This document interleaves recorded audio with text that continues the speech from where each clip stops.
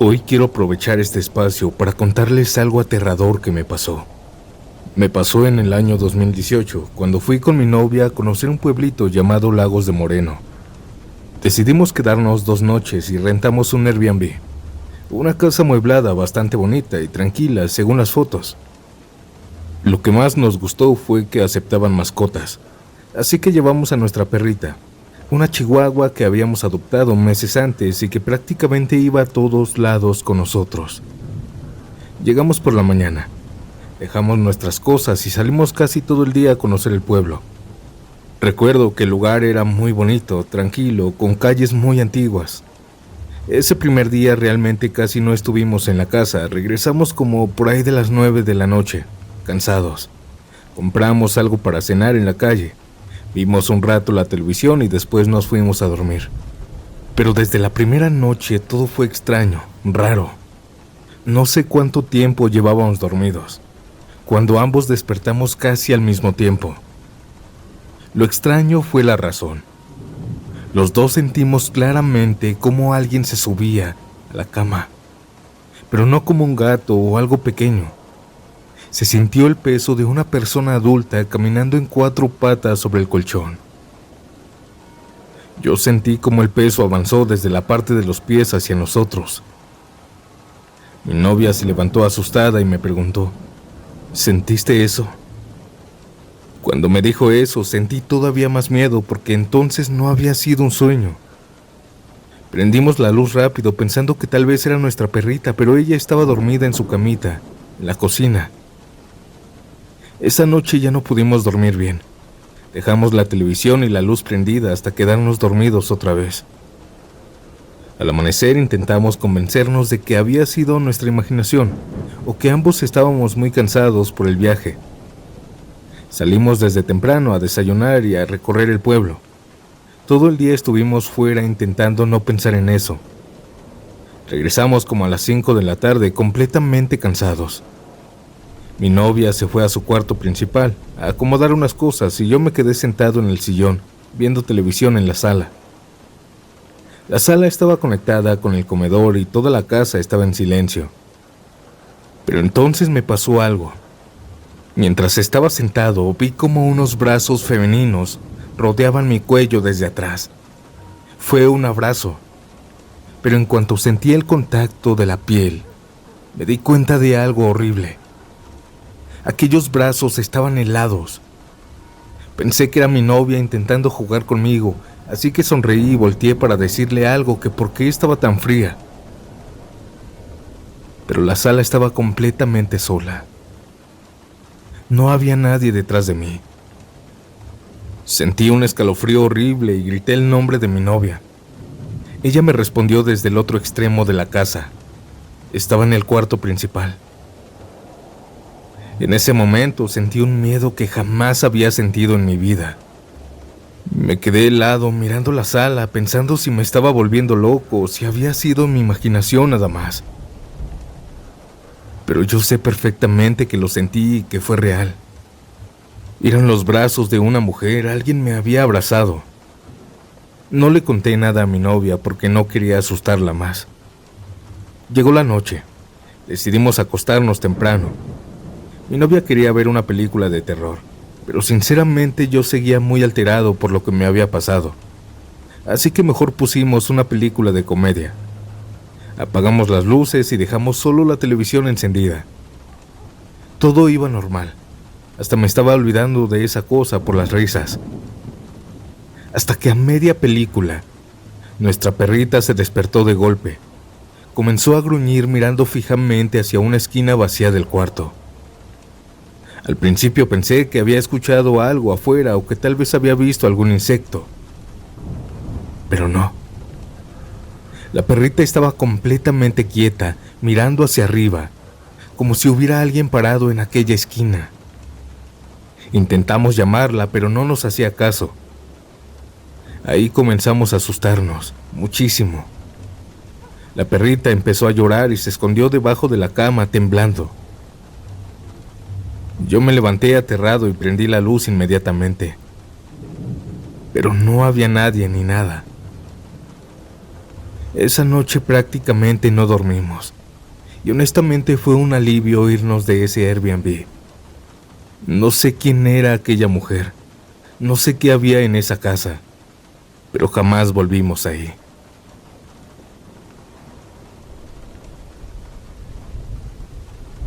Audiencia, buenas noches, mi nombre es Santiago y con esta historia comenzamos un nuevo episodio y un nuevo capítulo en Estación Siniestra. ¿Qué les pareció? Ahora, ¿están listos para seguir con el episodio?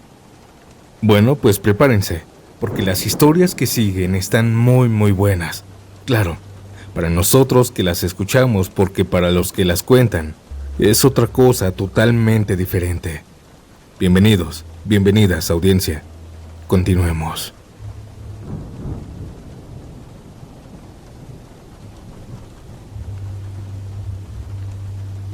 Primero que nada, quiero agradecerles por leer mi historia. Durante mucho tiempo dudé en mandarla. No porque no quisiera contarla, sino porque dentro de mi familia todavía hay personas que prefieren no hablar. Hay cosas que cuando pasan en un pueblo se quedan ahí, guardadas entre las paredes de la casa, entre los caminos de tierra, entre las pláticas de los abuelos. Pero yo crecí escuchando esta historia desde niño. Y aunque no me tocó vivirla directamente, fue a mi papá quien la vivió en carne propia, junto con mis abuelos, mis tías. Mi papá creció en un pueblito de Tizayuca, Hidalgo. En ese entonces el pueblo no era como ahora. Las calles eran más solas, habían más terrenos baldíos, más campo, más animales. Y en las noches el silencio daba entre paz y miedo. Dice mi papá que le gustaba mucho el pueblo, porque podía escuchar a los perros ladrando o aullando a lo lejos. Es decir, era una paz en la noche muy linda. La casa de mis abuelos era grande. No estaba hecha con lujo, pero tenía cuartos amplios, una cocina donde siempre olía a café de olla, a leña, a comida recién hecha. Y un patio trasero enorme, donde mis abuelos tenían animales. Habían gallinas, borregos, un burro, 2 caballos, unas vacas que mi abuelo ordeñaba todos los días antes de que saliera el sol. La vida ahí se disfrutaba, pero era también dura, sin embargo bonita. Ahí en el pueblo todos se conocían, todos se saludaban, y aunque no faltaban los problemas, la familia siempre estaba junta. Mi papá fue el primer nieto y el primer sobrino. Es por eso que todos lo querían muchísimo. Mis abuelos lo consentían, las tías lo trataban como si fuera su hermanito menor, y él creció rodeado de cariño. Siempre me cuenta que en esa casa nunca se sintió solo. Aunque sus papás trabajaban o salieran, siempre había alguien que le daba de comer, alguien que lo mandaba por las tortillas, alguien que lo regañaba si llegaba tarde, o alguien que le preguntaba cómo le había ido en la escuela. Conforme pasaron los años, la familia empezó a crecer. Mis tías se casaron, tuvieron hijos, y la casa de mis abuelos se llenó todavía más de vida. Pero había una tía en especial, de la que mi papá siempre hablaba con mucho cariño. Se llamaba Laura, que en paz descanse. Mi tía Laura era, según mi papá, una mujer alegre, trabajadora y muy cariñosa. Tenía una forma de llegar a la casa que todos reconocían. Abría la puerta del patio, caminaba hasta la cocina, se escuchaba por los tacones, aventaba o dejaba las llaves sobre la mesa y decía con una voz fuerte y contenta: «Ya llegué». Eso lo hacía siempre, diario. Aunque todos estuvieran ocupados, cuando se escuchaban las llaves o su voz, ya sabían que era Laura entrando a la casa. La tía Laura tuvo 3 niñas pequeñas que eran su vida entera. Mi papá dice que ella vivía para ellas, que no había día que no las abrazara o las llevara con ella a todos lados. La mayor apenas tenía 9 años, la de en medio era un poco más chica y la menor apenas tenía 4 años, cuando todo comenzó. Mi papá en ese entonces tenía 17 años. Estudiaba la prepa, pero también ayudaba en el campo de vez en cuando. Aún así, la mayor parte del tiempo estaba en casa de mis abuelos. Y a esa edad todavía era el consentido de la familia, aunque ya hubiera niños más pequeños. Mis tías lo seguían queriendo mucho y él quería mucho a sus primos y primas. Pero la vida de la familia cambió cuando la tía Laura se enfermó. Mi papá dice que al principio nadie entendía bien qué tenía. No era una enfermedad clara. Unos días se veía bien, otros días se veía apagada, como si algo la estuviera consumiendo desde adentro. Bajó de peso en muy poco tiempo. Se cansaba rápido, a veces decía que sentía frío aunque hiciera calor. Otras veces se quedaba mirando hacia un punto de la casa como si estuviera escuchando algo que los demás no podían oír. Le hablaban, pero ella parecía no escucharlos. Hasta una vez dice mi papá que la tuvieron que sacudir fuerte porque no reaccionaba. La llevaron con doctores, le dieron medicina, le hicieron estudios, de todo, pero nada parecía explicar lo que tenía. En la familia empezaron a decir que no era una enfermedad normal. Fue entonces cuando algunos comenzaron a decir que la habían hecho brujería. Fueron con una bruja del pueblo, y ella les confirmó esto. Dijo que el papá de las niñas había estado casado antes, o que todavía tenía una relación complicada con una mujer que nunca aceptó a mi tía Laura. Según lo que se contaba en la familia, esa mujer le tenía mucho coraje, y más de una persona le dijo que ella había buscado a alguien para hacerle un trabajo de brujería. Mi papá no sabe si eso fue verdad o no, nadie lo comprobó. Pero lo que sí es cierto es que la tía Laura se fue apagando de una manera muy extraña, hasta que finalmente falleció. Cuando murió, la casa de mis abuelos se llenó de un dolor que mi papá todavía recuerda con claridad. Dice que nunca había visto llorar así a mi abuelita. La niña más pequeña no entendía bien lo que estaba pasando. La mayor sí alcanzaba a comprender un poco, pero las otras dos solo preguntaban por su mamá. La más chiquita, la de 4 años, se dormía llorando algunas noches. Decía que quería que su mamá regresara de trabajar. Los días después del entierro fueron pesados. La casa se sentía distinta. Aunque había gente entrando y saliendo, el ambiente se había vuelto frío. Dice mi papá que incluso en la cocina, que antes era el lugar más vivo de la casa, se sentía silencioso. Todos hablaban bajito por respeto por esos días. Pero entonces, días después del entierro, empezaron las cosas raras. Al principio fueron detalles pequeños. Pasos en el patio de madrugada, pasos lentos, como de una persona caminando desde la entrada hasta la cocina. Mi abuelo varias veces salió a revisar con una lámpara, pensando que tal vez algún animal se había soltado o que alguien estaba metiéndose a robar. Pero no encontraba a nadie. Los perros a veces se quedaban mirando hacia la puerta del cuarto de la tía Laura y gruñían, pero no ladraban.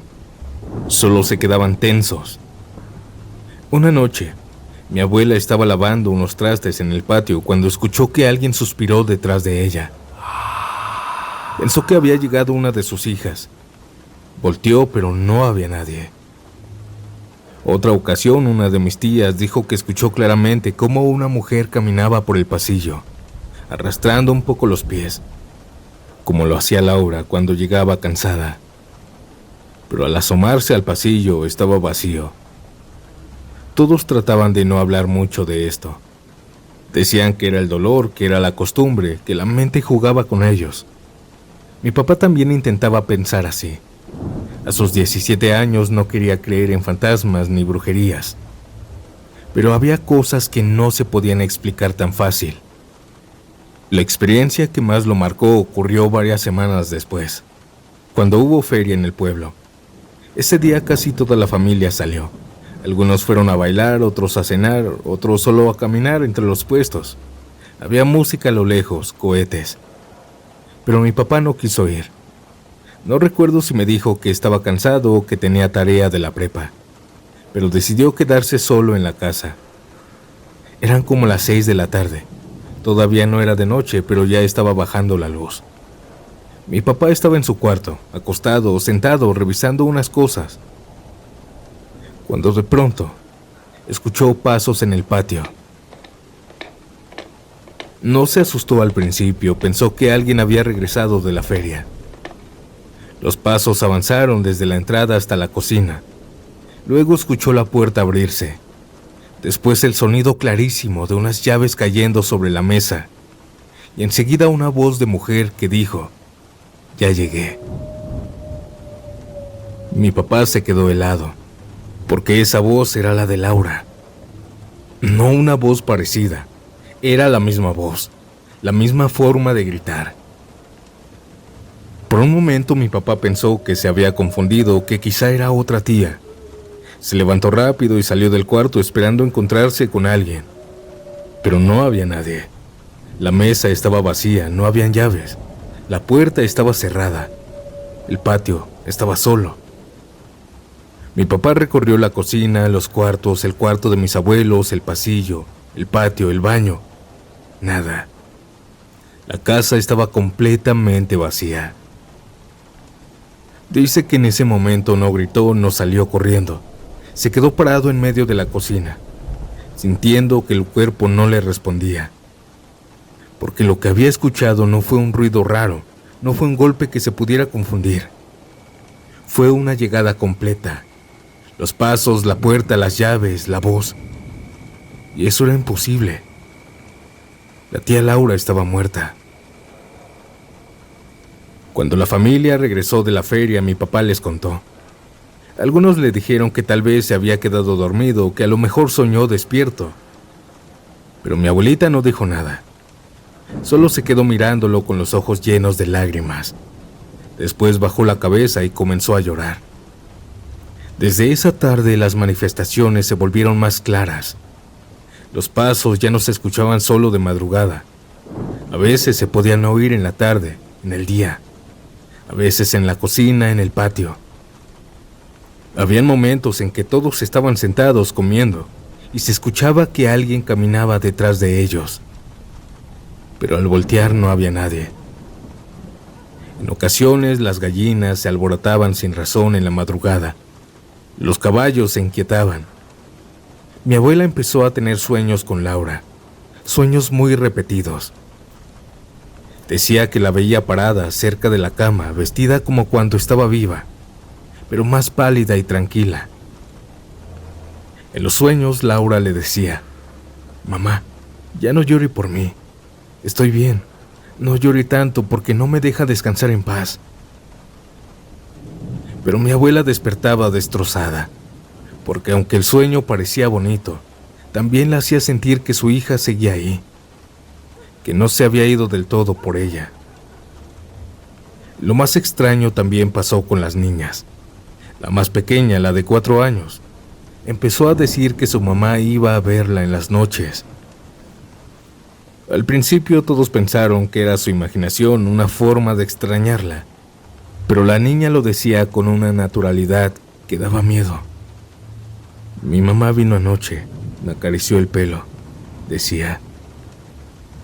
La niña decía que sentía una mano suave pasándole por el cabello, como Laura lo hacía cuando la dormía. A veces decía que su mamá se sentaba en la orilla de la cama y la miraba. No hablaba, solo la cuidaba.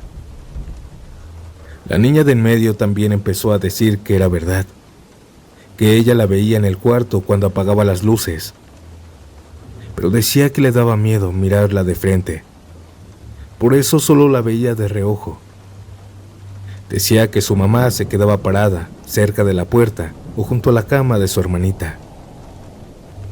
Eso fue lo que terminó de convencer a la familia de que Laura no estaba intentando asustarlos. Estaba preocupada por sus hijas. Las había dejado muy pequeñas. Y tal vez ese amor, esa angustia, ese pendiente tan fuerte, no la dejaba descansar. Mi abuelo también tuvo otra experiencia paranormal. Y en la familia siempre se cuenta con mucho respeto. Mi abuelo era un hombre de campo, callado y enojón. Todos los días, como a las 5 de la mañana, salía al patio a alimentar a los animales y a ordeñar a las vacas. Lo hacía cuando hacía frío, con lluvia, con sueño, con lo que fuera, pero para él era rutina. Las vacas estaban en un corral un poco más alejado de la casa, al fondo del patio.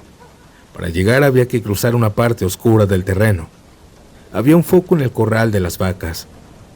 Pero esa mañana, cuando mi abuelo llegó y quiso prenderlo, pero el foco no encendió. Pensó que se había fundido. No le dio importancia. Todavía llegaba algo de luz desde la casa y desde el patio, suficiente. Entró al corral, acomodó su cubeta y comenzó a ordeñar. Pero apenas llevaba unos minutos cuando sintió algo raro. Mi abuelo decía que no fue miedo al principio, fue como un mareo, como si hubiera empezado a temblar. Mi abuelo siguió ordeñando, pero empezó a sentirse que alguien lo estaba mirando, a sentirse vigilado, como cuando estás solo y de pronto sabes que ya no. Levantó la mirada hacia el rincón más oscuro del corral y ahí vio una sombra, una figura de mujer parada en la oscuridad, inmóvil, observándolo nada más. Mi abuelo no se asustó, se quedó mirándola fijamente. Después, con una seguridad que todavía nos sorprende cuando lo contamos, dijo que reconoció esa presencia. No veía todos los detalles, pero supo que era Laura. Supo que era su hija. Se levantó despacio, dejó la cubeta a un lado y caminó hacia ella. Mientras más se acercaba, le habló como solo un padre le puede hablar a su hija muerta. Hija, ¿qué pasa? ¿Por qué sigues penando? ¿Qué te preocupa, mi amor? La figura no respondió. Mi abuelo siguió avanzando. Tus niñas van a estar bien. Nosotros la vamos a cuidar. Pero dime qué necesitas. Cuando estaba a pocos pasos de llegar a ella, la sombra desapareció frente a sus ojos. En ese mismo instante el foco del corral se encendió. Mi abuelo se quedó parado un momento, mirando el rincón vacío. Después respiró profundo, regresó con las vacas y siguió ordeñando como si nada hubiera pasado. Así era él. Cuando volvió a la casa le contó a mi abuela. Ella se soltó llorando. Después de eso, una de mis tías dijo que ya no podían seguir dejando las cosas así. Si Laura estaba penando por sus hijas, tenían que ayudarla a descansar. Decidieron hacerle un rosario.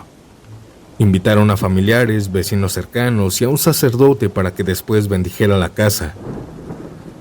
Esa noche la casa se llenó de gente rezando. Mi papá recuerda el sonido de las voces repitiendo las oraciones, las velas encendidas, los retratos de Laura sobre una mesa y a las niñas sentadas cerca de mi abuela. Durante el rosario mi abuela lloró mucho, mis tías también. Mi abuelo estaba serio, con la mirada baja. Y antes de terminar, varios de la familia hablaron en voz alta, como si Laura estuviera ahí. Le dijeron que se fuera tranquila, que no se preocupara por sus hijas, que nadie las iba a abandonar, que iba a crecer rodeadas de familia, que podía descansar en paz.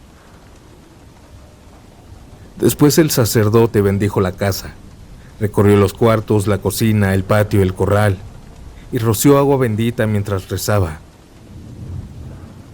Mi papá dice que esa noche el ambiente se sintió muy pesado al principio, pero al final, cuando terminaron los rezos, se sintió una calma extraña.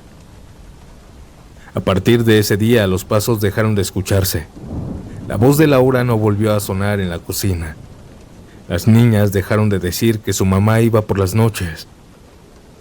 Mi abuela ya no soñó con ella de la misma forma. Todo parecía haber terminado. Pero 2 días después pasó algo que hasta la fecha en mi familia se cuenta con mucho cuidado. Les llegó la noticia de que había muerto una mujer. La misma mujer de la que muchos decían que le había hecho brujería a mi tía Laura. La esposa o pareja anterior del papá de las niñas, la que supuestamente no aceptaba a Laura, le guardaba mucho rencor. Según dijeron, ella no estaba enferma, no tenía nada grave. Pero una noche cerca de las 10, le dio un infarto repentino. Lo más extraño fue lo que contó el papá de las niñas después. Dijo que antes de morir, la mujer cayó al suelo y empezó a señalar hacia enfrente, como si estuviera viendo a alguien parado en la habitación. Estaba aterrada, no podía respirar bien, y entre jadeos repetía el nombre de Laura. Nadie más veía nada, solo ella. Murió poco después. Cuando esa noticia llegó a la familia, nadie supo qué decir. Algunos pensaron que era justicia divina. Otros dijeron que Laura había ido a reclamarle. Otros prefirieron pensar que era una coincidencia. Mi papá nunca ha querido afirmar nada con seguridad. Él siempre dice que no sabe si aquella mujer realmente le hizo brujería a su tía, ni sabe si Laura se le había aparecido antes de morir. Sin embargo, también dice que hay coincidencias que se sienten demasiado pesadas para ser solo coincidencias.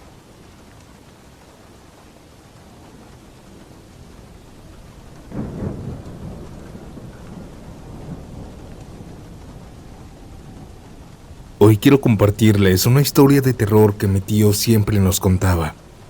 Yo crecí escuchando esta historia, sobre todo en reuniones familiares o cuando se iba la luz y comenzaban las pláticas de cosas paranormales. Y aunque han pasado muchísimos años, mi tío todavía la cuenta.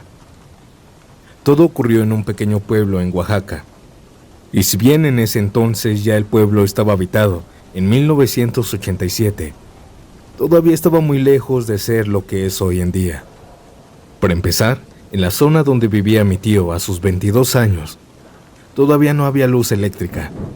Las calles de noche quedaban completamente oscuras. La gente se alumbraba con velas, lámparas, candelabros, fogatas. Después de las 10 de la noche, el pueblo prácticamente moría. Las pocas personas que andaban afuera caminando, casi siempre acompañadas, porque en aquellos años todavía se hablaba mucho de brujas, aparecidos y cosas que bajaban del monte. Y aunque muchos se reían de esas historias durante el día, en las noches nadie quería salir solo. La casa de mi tío era un terreno de quizá unos 200 metros, con un patio amplio y paredes de adobe ya viejas. Lo que sí recuerdo que siempre decía con orgullo mi tío, era que ellos eran de las pocas familias que tenían zaguán grande. En aquellos años eso casi no se veía en el pueblo. Su casa estaba cerca de un río, y a unos metros comenzaba el monte. En las noches se escuchaban los grillos, sapos y el sonido del agua corriendo.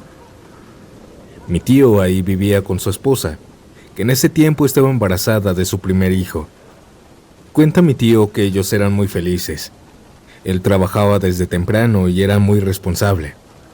Todos los días se levantaba como a las 5 o 5:30 de la mañana para irse a trabajar. Regresaba ya entrada la noche, cansado pero tranquilo. Nunca había tenido problemas con cosas paranormales ni decía creer demasiado en eso.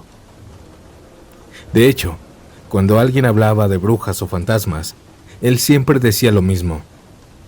Mientras uno no se meta con nadie, nada pasa. Pero las cosas empezaron a cambiar cuando el embarazo de mi tía empezó a notarse más.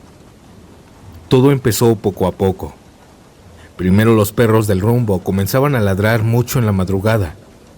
A veces todos los perros ladraban solamente hacia la casa. Pero lo verdaderamente raro empezó una semana después.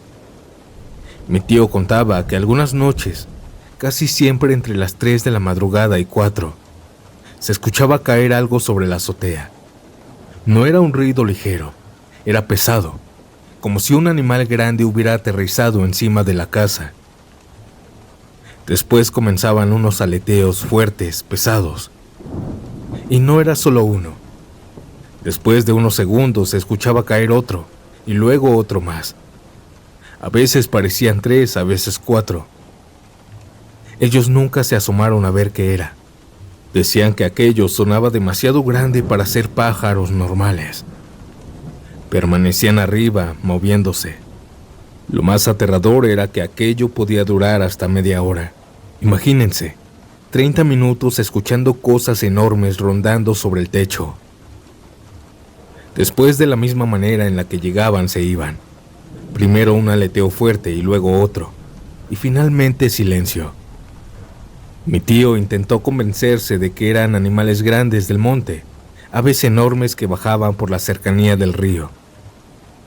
Pero en el fondo ni él mismo se creía esto, porque ningún animal normal llegaba exactamente a la misma hora durante semanas. Y porque a veces, mientras aquellas cosas estaban arriba, Se alcanzaban a escuchar ruidos raros. Pasaron los meses y finalmente el bebé nació. Mi familia dice que desde que nació el niño, el ambiente en la casa se puso todavía más pesado, como si aquellas cosas ya no solo estuvieran rondando, sino esperaban algo. Por ejemplo, una ocasión mi tío salió a trabajar desde temprano. Mi tía se quedó sola con el bebé. No era tan tarde, eran como las 8:30 de la noche. Afuera todo estaba oscuro porque el pueblo, al no tener luz eléctrica, parecía tragado por ella. Solo se veían algunas velas dentro de las casas. Mi tía estaba arrullando al bebé cuando escuchó el golpe en la azotea, después otro y otro más. Aquellas cosas habían vuelto. Dice que sintió un miedo horrible, porque esa vez parecían más inquietas. Caminaban sobre el techo, arrastraban algo y aleteaban con fuerza. Mi tía corrió inmediatamente a cerrar bien las ventanas y asegurar la puerta. Ya varias personas del pueblo les habían advertido que cuando algo así pasaba, lo peor era dejar entradas abiertas. Mientras cerraba todo, comenzó a escuchar algo todavía peor. Voces. Eran voces de mujeres y una de un hombre. No entendía exactamente qué decían porque hablaban bajito, pero claramente estaban platicando arriba de la casa. A veces se reían, unas risas roncas. Mi tía quedó paralizada abrazando al bebé, porque aquello ya no sonaba como animales, sonaban como personas caminando y hablando en la azotea. Dice que incluso alcanzó a escuchar que una de ellas dijo algo y las demás comenzaron a reírse. Y lo peor era que el bebé comenzó a llorar desesperadamente. Mi tío siempre llegaba alrededor de las 9 de la noche, y esa vez no fue diferente.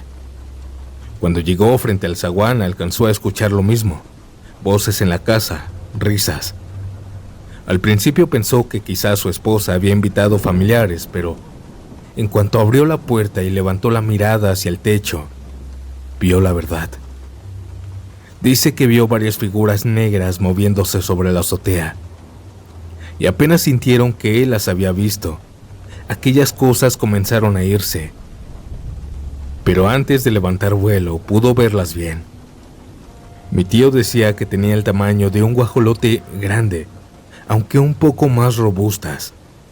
Todo su cuerpo estaba cubierto de plumas negras, pero lo peor eran sus rostros, porque no tenían cara de ave.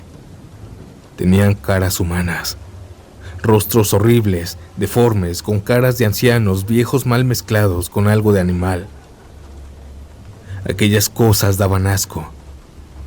Aquellas cosas levantaron vuelo una por una y desaparecieron rumbo al monte. Mi tío quedó paralizado mirando el cielo oscuro. Mi tía estaba adentro, llorando con el bebé en brazos, y le comentó todo lo que había escuchado. Esa noche casi no durmieron pensando que ellos iban a regresar. Pero no.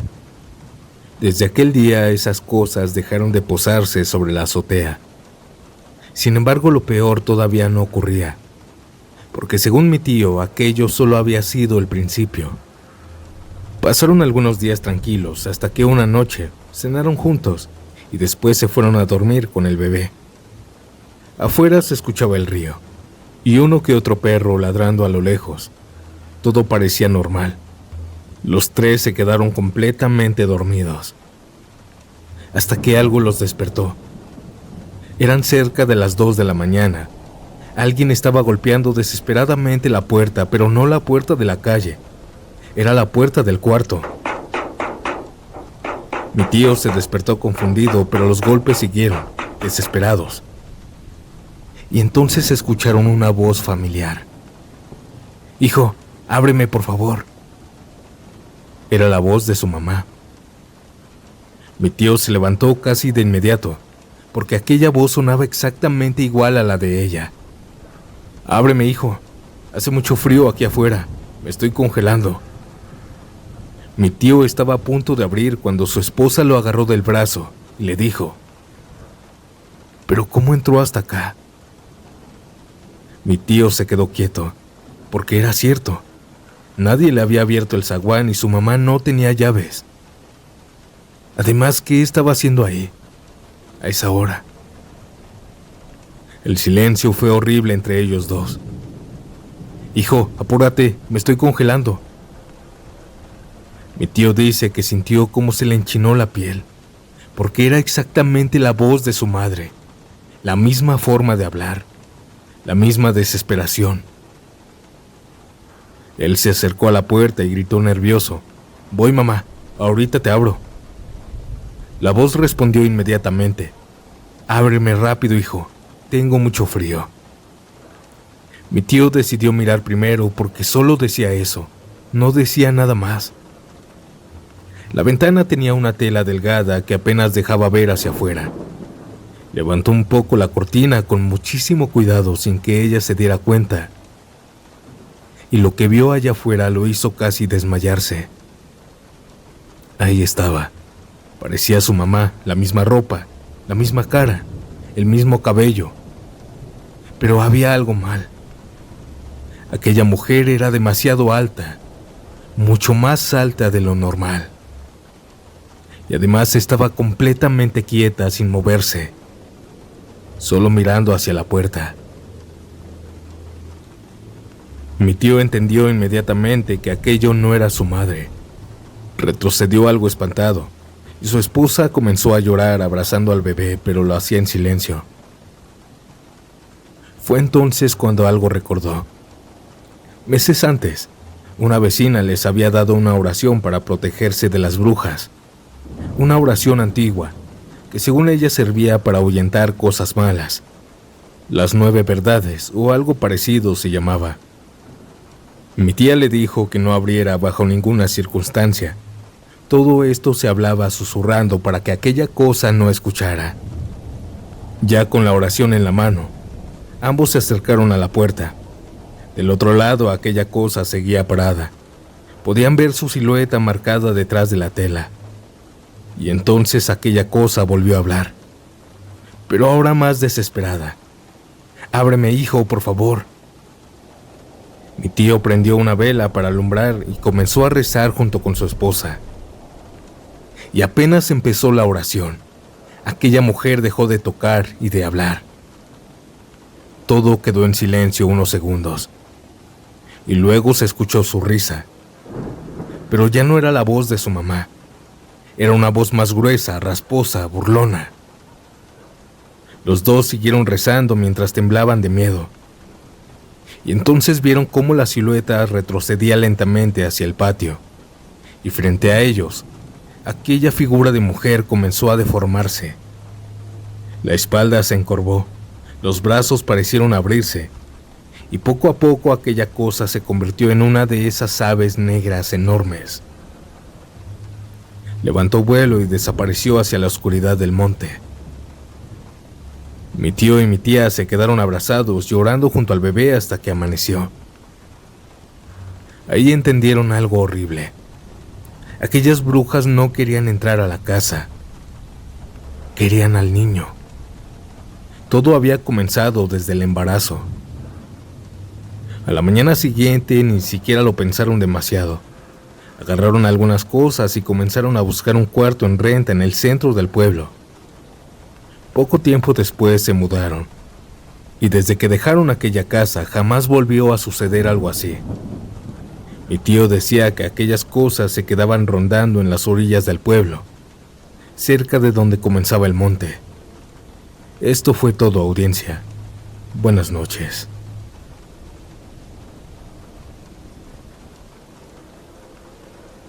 Audiencia, hemos llegado casi al final de este episodio. Espero que estas historias les estén gustando y también los hayan acompañado en esta noche. Si llegaron hasta aquí, déjame saber en los comentarios a qué hora me escuchas. Y si ustedes también tienen alguna experiencia paranormal, envíenla al correo que aparece en pantalla. No olviden dejar su like, con eso me apoyarías bastante, compartir este video, y si aún no estás suscrito, suscríbete para que siga creciendo esta comunidad. Muchísimas gracias por acompañarme una noche más y yo los dejo con esta última historia. Y nos vemos pronto en un nuevo episodio. Buenas noches, descansen. Chao.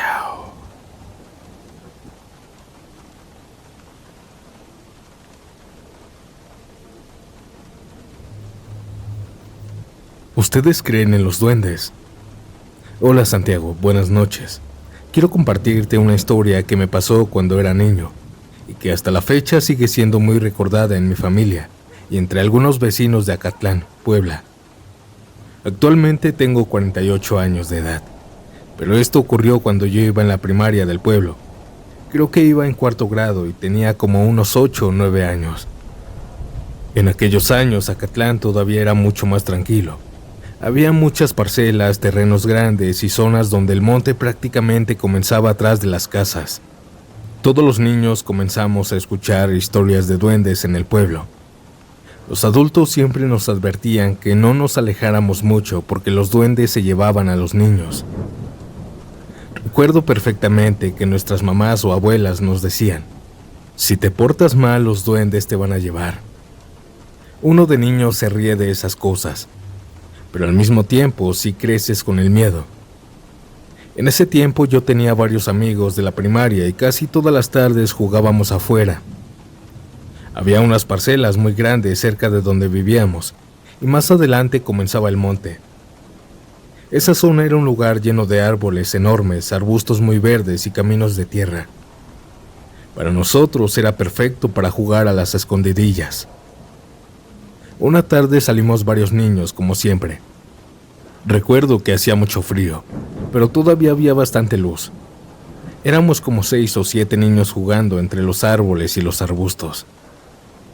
En un momento nos dimos cuenta de que uno de los niños ya no aparecía. Al principio pensamos que seguía escondido. Comenzamos a buscarlo entre los árboles, detrás de unas piedras y cerca de los arbustos, pero no había rastro de él. Le gritamos por su nombre y nadie respondía. Poco a poco empezamos a sentir miedo. Corrimos a avisarle a los adultos porque ya se nos hacía raro que no saliera. Recuerdo muy bien cómo se puso el ambiente en segundos. Los adultos comenzaron a buscarlo desesperados, pero tampoco lo encontraban. Cayó la noche y ellos siguieron. Algunos agarraron lámparas, otros antorchas, otros palos. Y entre varios hombres se metieron hacia el monte mientras las mujeres se quedaban afuera rezando y gritando el nombre del niño. Conforme fue cayendo la noche, todo se sentía más feo. A nosotros, los niños más pequeños, comenzaron a mandarnos a nuestras casas. Pero nadie podía dormir porque todos escuchábamos a la gente buscando todavía.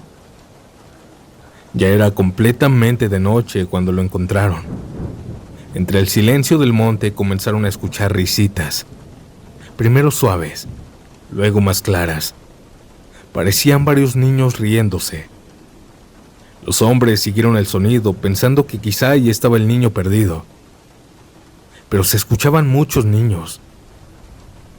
Las risas venían cerca de un pequeño estanque que estaba rumbo al monte, y ahí fue donde lo encontraron.